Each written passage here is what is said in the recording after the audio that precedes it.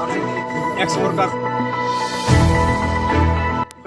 Bhergaon district Bodoland movement एक्स worker एस'सिएशननिफ्राय दिनै बे press मिटखौ लिंदों। जोंजों बे प्रेस मिटआव बाहागो लानो थाखाय आं आफादगिरि सुभाष बसुमतारी,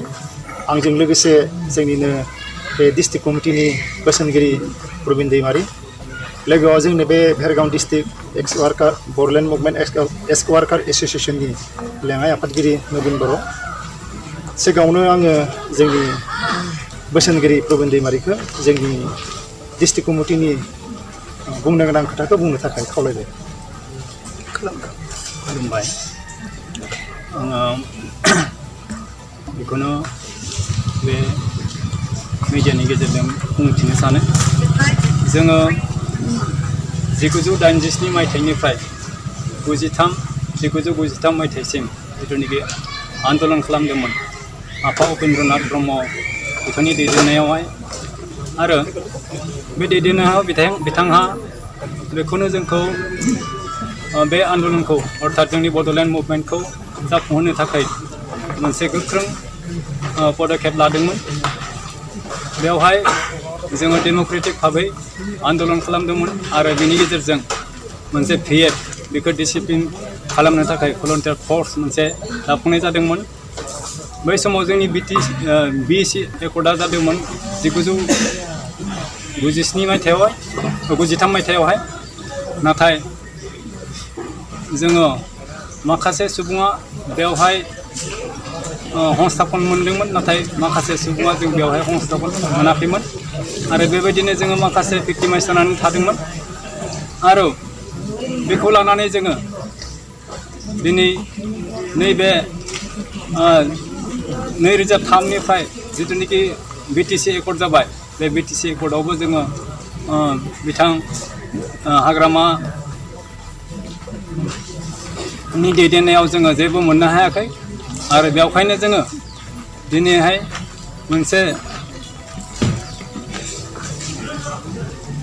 आरोबाव जोङो जोंनि जिथुनिखि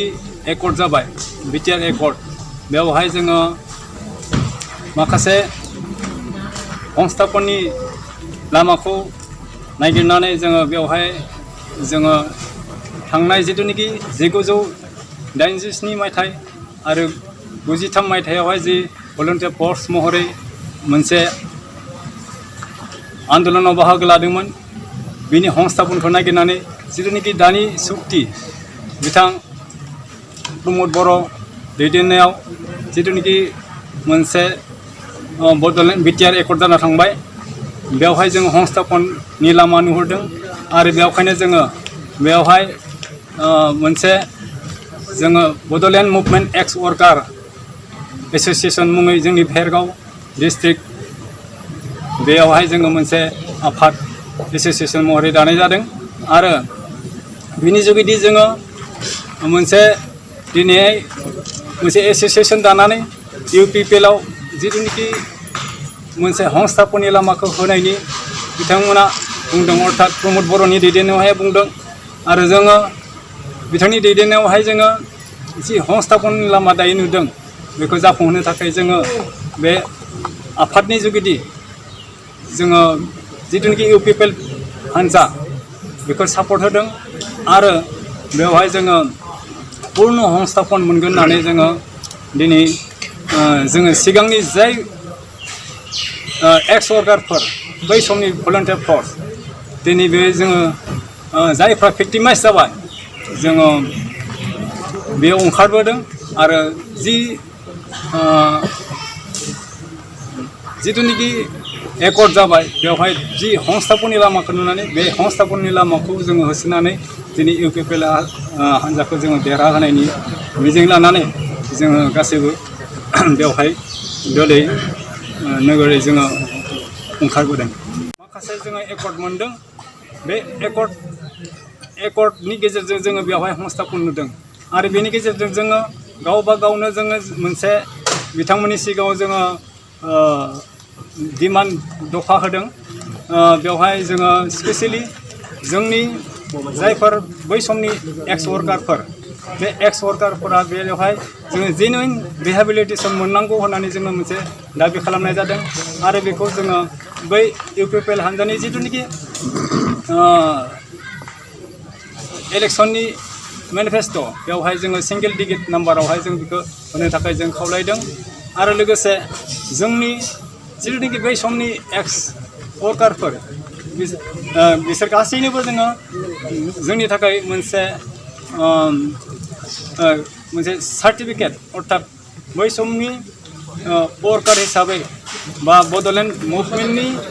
सासे फ्रिडम फाइटार हिसाबै जाहाथे मोनसे सार्टिफिकेट होयो बिनि थाखायबो जोङो बेवहाय डिमान्ड खालामदों आरो नैथियावहाय जोङो जायफ्रा मुंख्लं जालांबाय बिथांमोननि थाखायबो जोङो रिहेबिलिटेसन जेनुइन रिहेबिलिटेसन बिदों आरो थामथियावहाय जोङो जायफोर रेप खालामजाबाय बा बुग्लुंजाबाय न' बां सिफाय जाबाय बा बायदिसिना रोखोमनि टर्चार जाबाय बायदिसिना जाथायफोर जालांबाय बिथांमोननि थाखाय मोनसे बिथांमोननोबो मोनसे रिहेबिलिटेसन नांगौ होननानै जोङो बेवहाय डिमान्ड खालामनाय जादों बेखिनि दफाखौ लानानै बा डिमान्डखौ लानानै जोङो बिथांमोन अर्थात UPPL पार्टिखौ जोङो सापर्ट खालामनाय जादों बेवहाय बेसेबांसो सुबुं दं नोंथांमोननि बेवहाय दिनैसिम बेवहाय जइन जागासिनो दङ आरो बेखौ जोङो दासिमबो फिक्स खालामनो हायाखै बेयाव जइन जागासिनो थागोन खारन बै समाव गासैबो बर' माहारिया माखासे सुबुं माहारिया बेवहाय आन्दलन खालामदोंमोन आरो PFआव हाबनानै दङमोन बियो दासिम गासैखौबो जोङो गथायसे खालामबाय बेवहाय माखासे सुबुंफ्रा भिक्टिमाइज जानानै दङ आरो माखासे सुबुंफ्रा बेयाव रिहेबिलिटेसन मोनाखै अर्थात BECनि उनाव BTC जि जाबाय बेयावबो जोङो रिहेबिलिटेसन मोनाखै बिथांमोननि गासै मानसिफोरखौ जों कालेक्सन खालामनायाव खालामगासिनो दङ आरो जों बेखौ मोनबायनो थादों जोङो बेवहाय बे परिमानखौ दासिम जों होनो हाया आरो जों जेसां मानसिफ्रा बेवहाय रिहेबिलिटेसन मोनाखै बिथांमोनखौ होनाय जागोन आरो जायफ्रा दिनै रिहेबिलिटेसन जानानै थाबाय अर्थात बिथांमोनाबो दिनै जों नुनो मोनदों बिथांमोनाबो एक्स वर्कार हिसाबै जादों नाथाय बिथांमोननि VFनि एक्स वार्कारा इतिमध्य BPFआव दंहैयो बिथांमोना इतिमध्य रिहेबिलिटेसन बिथांमोना इतिमध्य न'खौ लुखांखाबाय बिथांमोना बेवहाय थानायनि अर्थात एक्स वर्कार हिसाबै थानायनि जेबो माने गैया किन्तु बरंस बिथांमोना गासैबो BPFआवनो हाबखानाय आरो इतिमध्य बिथांमोना BPFनि सोद्रोमाखा बे हिसाबै भिक्टिमाइज जानायनि जेबो बेवहाय नुजाथिया मोनसे माबाखौ नुनो मोना बेवहाय बिथांमोननि जिथुनिखि BPF जानानै बा एक्स वर्कार जानानै BPFफ्रा जिथुनिखि मोनसे एक्स वर्कार माबा एसोसिएसन बा मोनसे ग्रुप जादों बेयो बा PF जादों बे माने जुक्तिहीन भेरगाव डिस्ट्रिक्ट एक्स बर'लेण्ड मुभमेन्ट एक्स वार्कार एसोसिएसन थामहिनबा एक्स भलन्टियार फर्स जोंनि सोद्रोमानि बिबाङा 500नि खाथियाव थांबाय आरो जोङो फैबाय थानाय BTT इलेक्सनाव जों UPPL दोलोखौनो जोंनि डिस्ट्रिक्टनिफ्राय सापर्ट होगोन होननानै बा देरहा होगोन होननानै दिनैनि बे प्रेस मिटनि गेजेरजों आं गासै BTTनि रायजो राजाखौ फोसावबाय लोगोसे फैबाय थानाय समाव जोङो आरो BTTनि डेभेलपमेन्टनि थाखाय तथा BTT एकर्डखौ जाफुंहोनायाव जों गोजाम वार्कारफोरा जा रायजो राजाया जोंनो बिबान होयो बे गासै बिबानखौ जोङो मावफुंनो थाखाय थागथियारि जानानै दङ आरो आसा खालामदों जोंनि बर' रायजो राजाफ्राबो जोंखौ जायफ्रा अनग्रा मोजां मोनग्रा रायजो राजाफोर दङ बिथांमोनाबो जोंनि बृहत्त रिहेबिलिटेसन सार्थआव बे UPPL दोलोखौनो सापर्ट होगोन होननानै गासै BTTनि रायजो राजा नोंथांमोनखौ खावलायनाय थाबाय हाग्रामा महिलारिया बुंदों BTRआ जों बिनि सायाव जोंनि एक्स वार्कारनिफ्राय जों बेखौनो बुंनो नागिरो गावआनो बुंदोंमोन जे गासै